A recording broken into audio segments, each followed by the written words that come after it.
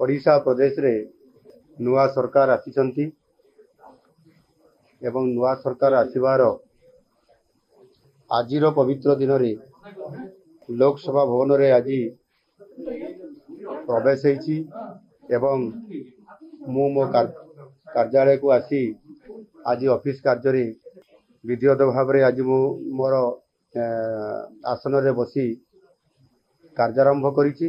भौतिक प्रगति सह सांस्कृतिक प्रगति को आम सरकार प्राथमिकता दियाजिबो। ओडिया अस्मितार प्रतिष्ठा अभिवृद्धि संरक्षण और प्रसार को गुरुत्व दियाजिबो। तीनोटी एकाडेमी तथा साहित्य संगीत नाटक और ललित कला एकाडेमी पुनर्गठन और कार्यक्षमता वृद्धि पाई पदक्षेप नियाजिबो। ओडिसी गवेषणा केन्द्र को क्रियाशील कराजिबो। ओडिया अस्मिता उपरे गुणात्मक गवेषणा को प्रोत्साहित कराजिबो। ओडिशा रे पठन अभ्यास वृद्धि और लाइब्रेरी आंदोलन को व्यापक और व्यवस्थित कराजिबो। ओडिया भाषा और साहित्यर प्रसार पाई अनुवाद एकाडेमी प्रतिष्ठा कराजिबो। भाषा पाई आधुनिक सरल और सुगम प्रजुक्ति विद्यार उपयोग पाई संपूर्ण भाव में व्यवस्था कराजिबो। ओडिया भाषा भवन अस्मिता भवन निर्माण कराजिबो।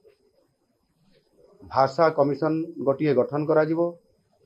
ओडिया भाषा रे सरकारी कार्य हबो। सरकारी स्तर में ओडिया भाषार व्यवहार को व्यापक करने को आवश्यक पड़े सरकारी भाषा आईन रे संशोधन अणाजिबो। ओडिया भाषा प्रतिष्ठान पुनर्गठन कराजिबो। प्रत्येक जिले में समन्वित संस्कृति भवन निर्माण सह जिलार कला संस्कृति को प्रोत्साहित कराजिबो। उच्च विद्यालय स्तर में ओडिया भाषा शिक्षक नियुक्ति पाई स्वतंत्र भाव में विचार कराजिबो। बरुणई ठारे पाइक एकाडेमी और स्मारक निर्माण को त्वरान्वित कराजिबो। राज्यर विभिन्न ऐतिह्य पीठर विकास को गुरुत्व देवा को आम सरकार संकल्पबद्ध। सबु कार्य लोक मानकर सहयोग सहभागिता और परामर्श रे कराजिबो। ओडिया अस्मिता क्षेत्र में आउ कौन कराजिबा दरकार सेथिपाई मध्य लोक मानक ठारू प्रस्ताव आह्वान कराजिबो एवं आगामी दिन में से प्रस्ताव आम सरकार को प्रदान करि परिबे। यह सहित राज्यर परिचालना राज्य भाषा ओडिया रे ही हेबो। एथि निमंते प्रणीत सरकारी भाषा आईन को अक्षरे अक्षरे पालन कराजिबो। दरकार पड़े एथिरे आवश्यक संशोधन करी आईन को आहुरी सशक्त कराजिबो। उभय सरकारी और बेसरकारी स्तर में ओडिया भाषार व्यापक व्यवहार को सहज सरल और सुगम करिया पाई उपयुक्त वैषयिक ज्ञानकौशल प्रयोग करने निमंते व्यवस्था कराजिबो।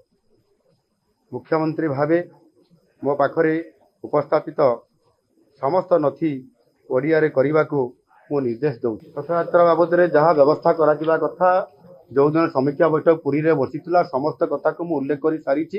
एणुक एथर जेहेतु विरल रथयात्रा होउची एवं यह 53 वर्ष पर करा जाउची सेथिपाई जो आवश्यक जहाँ पदक्षेप नेबा कथा ताकू संपूर्ण भाव में तार समीक्षा बैठक रे एक कथा आलोचना करा जाय कि विभागीय अधिकारी मान को निर्देश दिया जायछि एवं मंदिर परिचालना समिति रे जो विभिन्न नियोग अछि एवं सेवायत मानक द्वारा जो कार्य करा जाउछि ताकू सुचारू रूपे करिया पाई समानक सहित सबु वर्गर समस्त सेवायत मान सहित और नियोग मान सहित सदस्य मान सहित आलोचना हो सारी।